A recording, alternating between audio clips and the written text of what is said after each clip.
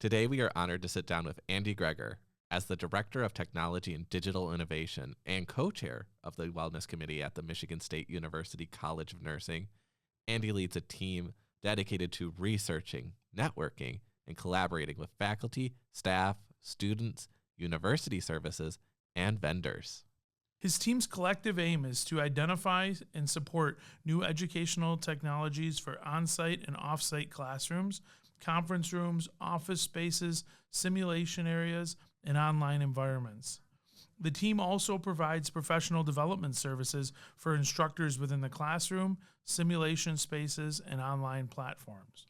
Their overarching goal is to impart knowledge to their customers regarding the most effective methods for content delivery and best practices that uphold both the land-grant mission of Michigan State University and the mission at the College of Nursing. But before we get to the world of tech, Andy, let's talk about another passion of yours. So as co-chair of the Wellness Committee here at the college, what is the goal in regards to the mental health of our students and employees? Absolutely. So first of all, thank you for having me on this podcast. Really appreciate to be here talking about a number of passions that I have. And, wellness, the college really takes this seriously, and we're fortunate to have our own wellness council here now at the college. And the mission of the Wellness Council is to serve and foster a healthy culture where individuals within the College of Nursing are supported to pursue their wellness goals and thereby more productive and effective employees and students. So I think we do that by looking at more than just physical health, mental health. There's 10 dimensions of wellness that we look at. And so from my perspective, digital wellness is one of my passions as well. Well, and thinking about digital wellness, what are some tips that you can give? Because we live in such an online and connected world. Yeah, absolutely. So one of the opportunities I have that I enjoy most every semester is talking with our new students at orientation. So I receive about an hour each semester to talk to new incoming students. So I talk to them about technology resources that they have available to them. But I spend a lot of time talking about digital wellness and social media and internet connected devices in nursing. So obviously we have to really make sure that we're following HIPAA guidelines and making sure things aren't getting posted out on the internet, on social media about patients. But I always also talk a lot about, the digital wellness and how certain technologies, social media can kind of get in our way of what we're really trying to accomplish in our work.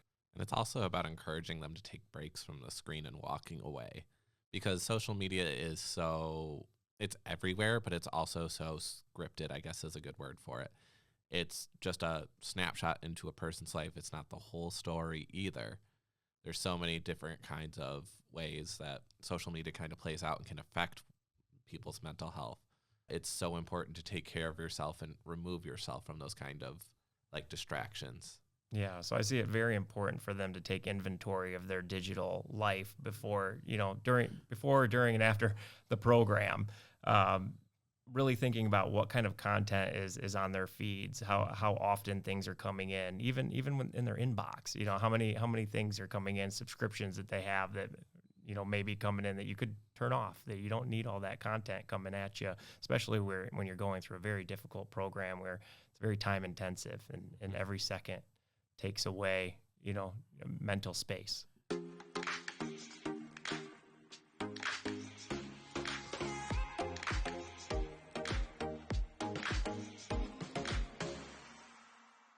How does technology impact us positively here at the college? One of the biggest things we utilize technology for is simulation.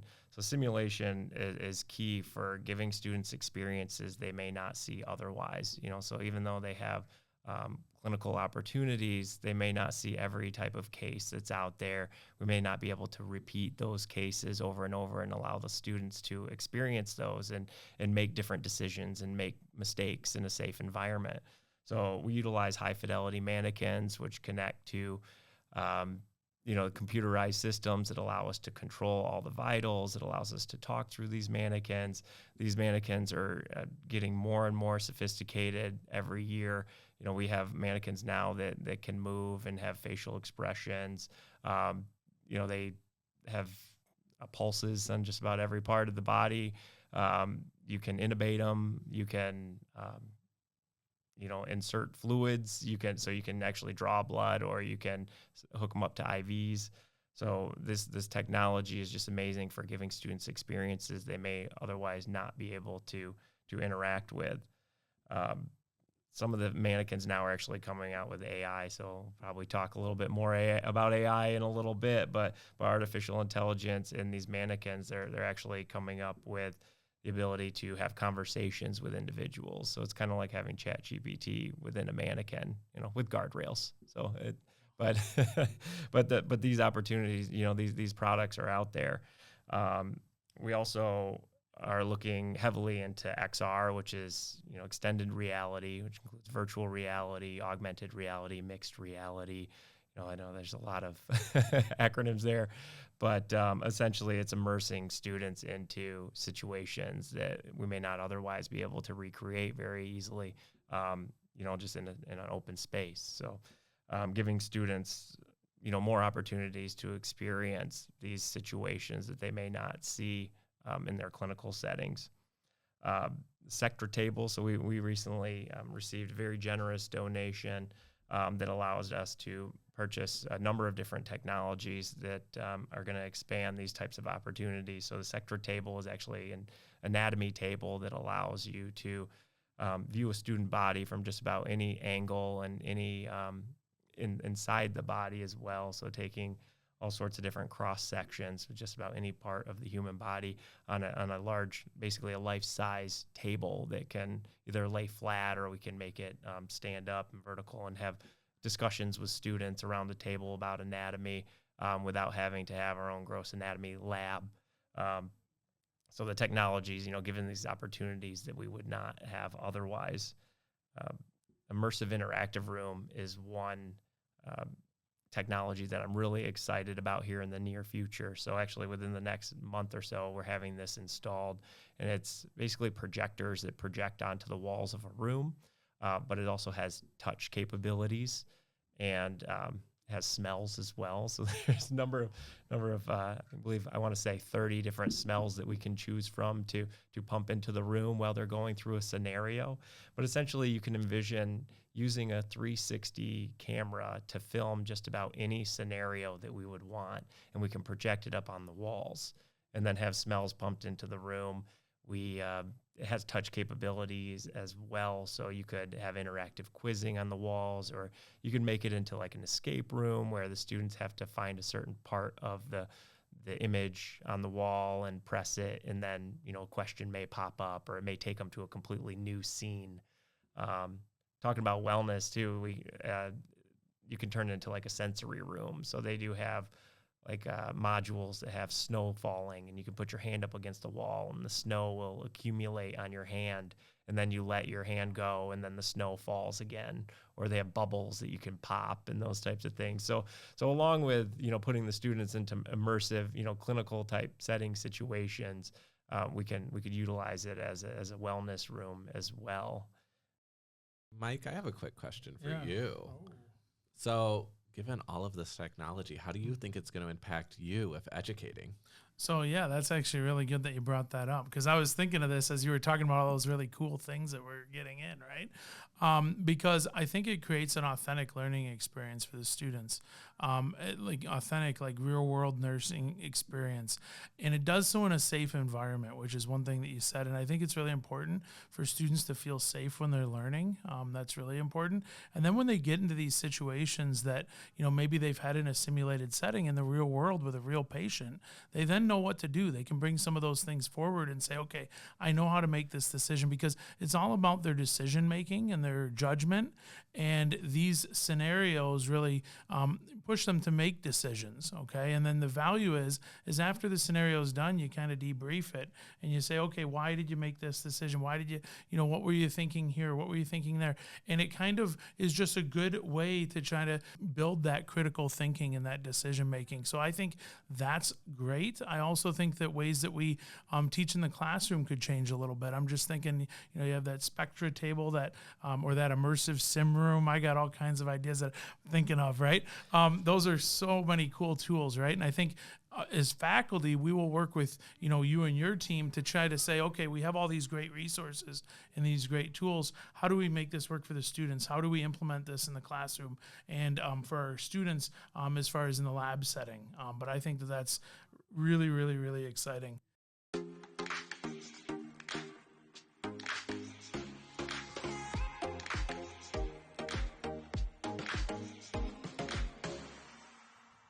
So, Andy, should we be scared or optimistic of AI? I like to use the term cautiously optimistic. It's really hard to say what direction it's going to go in different industries, right? We really just want to be aware on how people are utilizing these tools and have honest conversations about the use of them and not pretend that they don't exist, right? One topic that kind of comes up is like the writing center, so that resource. So what is the difference between a student taking a piece of their work and putting it into AI and asking for feedback, asking for additions or edits, any other ideas they might want to tweak their writing, compared to going to an in-person writing center where they're doing very similar things, right?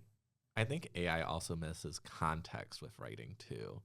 Especially in my field of communications, we've been hearing a lot about it, but a lot of the times it misses context. It misses key points that something like the writing center and the humans that work there are able to keep in mind of and really offer better feedback and thinking about that. Yeah, no, that's absolutely true. And one of the most important things about using AI is the prompting. So prompting is what you tell the AI you want it to produce. And the better prompt writing you provide with AI, the better outcome you're going to have. And so that really comes back to being an expert to know what content is coming back from the AI is actually accurate content or a good product. Yeah, so I will say I'm going to say that I've actually been kind of scared of AI, and I think it's scared of the unknown and a bit of the change. And just for example, about a week ago, I downloaded the ChatGTP app, or is it GTP or GPT? GPT, yeah. I downloaded it and I said, let me ask it some questions. I asked it some questions and I was like, wow, I was amazed at how quick it came up with the responses. And it almost kind of scared me. I kind of put my phone down, put it to the side. I was like, okay, we'll readdress that later. So what do you say? Do you have any advice for somebody like me that's maybe a little hesitant? I'm not going to lie. I'm a little hesitant on AI. It's right to have those kind of concerns, and it's important to understand the guidelines that we should have around it before we just start playing around with it or putting content into AI. So one of my biggest concerns with AI at the university and at the college is making sure that we're still following FERPA, that student information's not being put into AI, that we're being mindful of any university content that we have that we're not putting into AI, because you never know what they're going to do with that data, right? So these companies do have the data that we put into there to, they use it to train their systems more, and then whoever gets their hands on it and who knows exactly what they're going to do with it. So it's really important that the university too has contracts. So anytime we utilize software, purchase a software within the college, it goes through a very strict process through the university to make sure that data policies are being followed by these companies. So when I encourage individuals just to try it out, so I would encourage you to continue to try it out, but be aware of what should and shouldn't be put in there. So if you want to just say, hey, create a rubric based on,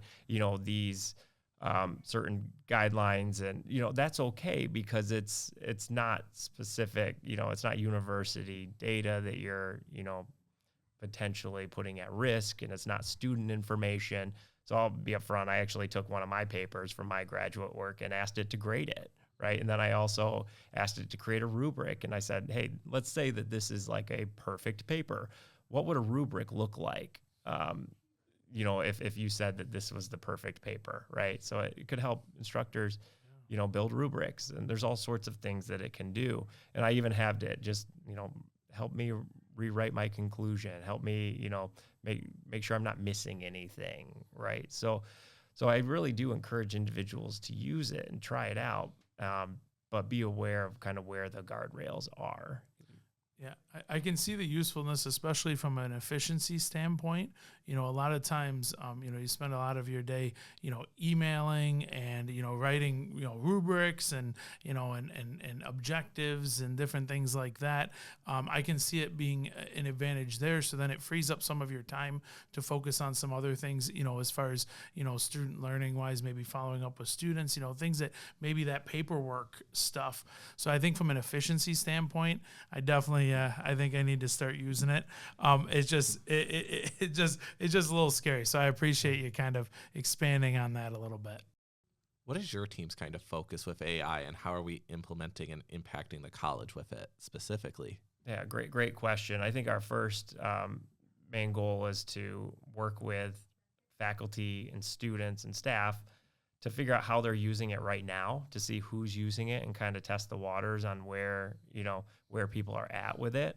And then educating individuals about how to use it within the guidelines. So what we're encouraging all faculty to do is to review their courses and all their assignments and think about what assignments they're asking students to complete that could be assisted by AI.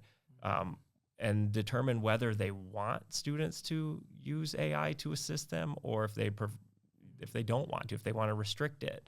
So it might mean changing certain assignments, to make sure that they're not susceptible to be, used, completed through the use of AI.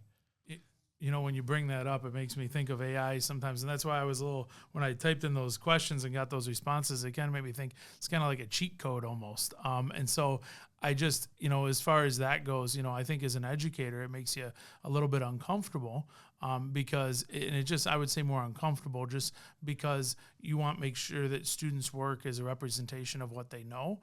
And not what the chat GTP knows. And so that's, and especially when we have nurses that are making decisions at the bedside with their knowledge, that to me is a little bit scary. So what would you think from a student standpoint as far as like, is there any advice as far as using AI and that yeah, kind of so thing? from the student perspective, I think it's very important that they talk with the instructor, they look through the handbooks, and they, follow the guidelines that we have set forward about honesty, the honor code, essentially, to make sure that they're following those guidelines, right? But really, it could be a tutor, right? But they do have to verify this information. So we have students, obviously they're all here to learn. They want to learn. They're passionate about this career choice that they've made. They want to learn. So I think that's the stance that we need to take first and foremost, is that they're here to learn. They're not here to just skate by and cheat, right. So we need to take that standpoint.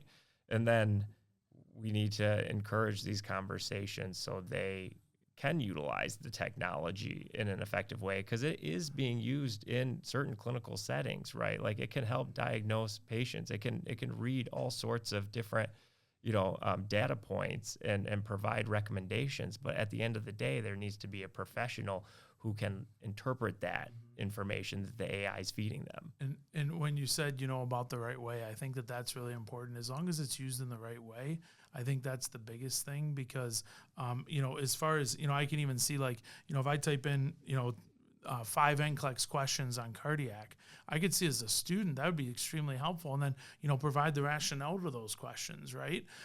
That would be extremely useful, and time well spent to try to really have access to that pretty quickly at your fingertips, and that quick access to those extra resources to pull those things in.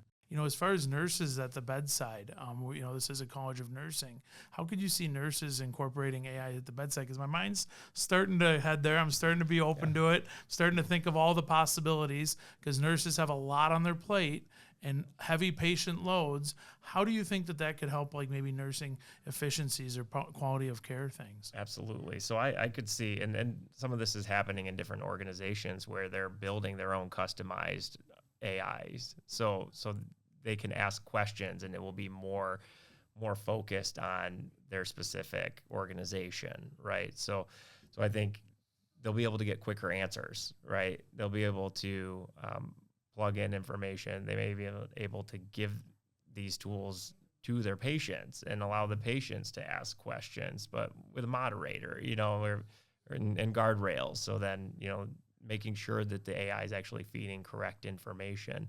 But it should, again, provide efficiencies in all sorts of areas. I mean, that's what these large language models are meant to predict outcomes, from the data that they were provided. So we need to be cautious about that because we can't take it all for truth. However, there's a lot of ways where this can take large amounts of data and streamline it and provide outputs that are really going to, get answers to individuals quickly. So, Andy, I have a question for you relating back to the college's mission. Part of our mission is to advance nursing education here. How are we going to use AI to really advance nursing education, but also what is it going to do to help us accomplish things that we couldn't before? Right, absolutely. So I think we've mentioned previously about simulation and how it gives students exposure to, patients or conditions they may not be able to regularly see out in the real world. So we can help them practice these things, right? So I could see AI, us building our own kind of AI patient, right? So some of these simulated mannequins are now coming out with artificial intelligence built into them. So we can help program those systems to react the way the instructors want them to react for the students. So then the students are being exposed to these, conversations with patients, and we're able to help guide that. That's awesome. What an authentic learning experience then too, because I think sometimes we have trouble replicating that human aspect in which, I mean, it's not a real human, right? But it's going to respond similarly. And I think that authentic piece is, I think, what's really important there, because we have difficulty as educators replicating that in the simulated environment, is that whole human element, or those, curveballs that the patient might throw your way, or where they might, give you something that you don't expect, and seeing how our students react to some of those things, because it is an AI program, because it is kind of learning and it has that algorithm and it's learning over time. I think that's real value there, is from an authenticity piece. But it's also showing the innovation that we're doing here at the college to really move and push nursing education forward, because as a Big Ten, we kind of have that kind of legacy to be able to do that, but also to really prepare nurses to impact our communities, to make them more educated, but educated in ways that we couldn't before, to make them the leaders at the bedside. Absolutely. I feel like accessibility is another big passion of mine, and in the technology area. Actually, 3 of my staff members are liaisons for accessibility. So we meet with the university, leaders in that area to make sure that any assignments that we create are accessible and have alternatives for students with disabilities, or even faculty with disabilities who may need support with certain technologies.